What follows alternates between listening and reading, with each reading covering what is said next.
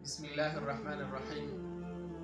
قال النبي صلى الله عليه وسلم: مثل المسلمين في توادهم وتراحمهم وتعاطفهم كمثل الجسد الواحد.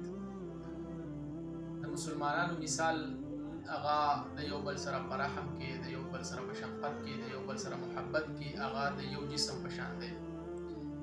که یو جسم د یو جسم حصہ اغا د تکلیف رسی نو اغا باقی اندام هغه باقی جسم هم محسوسي. نو دغه شان که یو مسلمان ته تکلیف رسی نو هغه بل مسلمان هغه شان محسوسي څنګه چې دغه مسلمان ته تکلیف رسیدلی دی.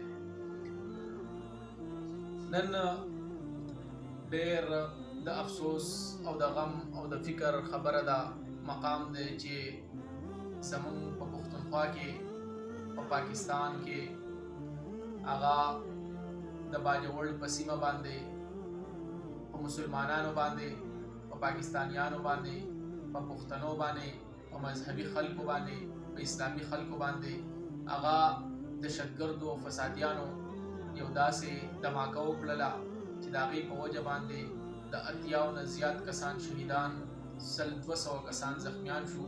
په هر کور کې یو بحران چې دی هغه اوچت کو، د غم یو اواز یې اوچت کو او دغه اواز نن په پاکستان په هر ځای کې هغه محسوس شو. د دغې دماکې په وجه باندې چې کوم خلکو ته تکلیف ورسېدو نو دا صرف د هغه تکلیف نه و بلکې دا ټولو مسلمانانو هغه په پاکستان کې دی او که د عالم اسلام په کوم ګوټ کې دي نو د دغې دماکې په وجه، د دغې شهادتونو په وجه د نورو مسلمانانو ته هم تکلیف ورسېده. الله دې د دغو شهادت قبول او منظور کړي، دغې پسماندګانو ته صبر جمیل ورکړي. واقعي چې غټه سانحه ده او ډېر غټ غم دی، خو الله تعالی غم سپکوونکی ذات دی.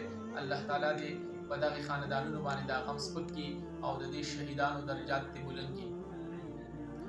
خو دلته موږ اینو چې یو طرف ته دغه فسادیانو، دغه ارهابیانو، دهشتګردو دغه دماکه وکړله، دغه مسلمانان شهیدان کړل، دغه د پښتنو وینې وبهولې، او بل طرف ته یو مخصوص ټوله چې کوم مخصوص ټوله د قادیانیانو په لاس کې هغه لوبیږي، د اسرائیلو په لاس کې لوبیږي، هغه ټوله نن رالګي او د حدیث نه ماورا هغې په دغې مسلمانانو په شهادت باندې د غم په ځای یا د خاموشۍ په ځای خوشحالیانې مناوي او دغه کارکونان چې کوم شهیدان شوي دي د هغې په قیادت پسې ملنډې کوي، د هغې په مشرانو پسې ملنډې کوي.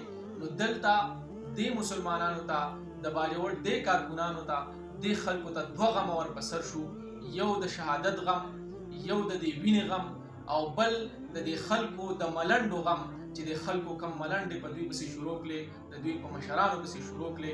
دغه یو مخصوصه ټوله دا هغه ټوله ده چې قادیانیان دلته یو دغه ورله ورکړي، یو ایجنډا ورله ورکړي، هغې ورله څه پوسټونه وکړي او دوی دړادړ مخې ته بیا شیر کوي، کاپي پیسټ کوي او مخې ته شیر کوي. نو خدای لپاره غیر شعوري طور باندې دغه مخصوص ټوله دا د قادیانیانو په لاسو کې لوبیږي، دا د یهودو او د هنودو په لاسو کې لوبیږي.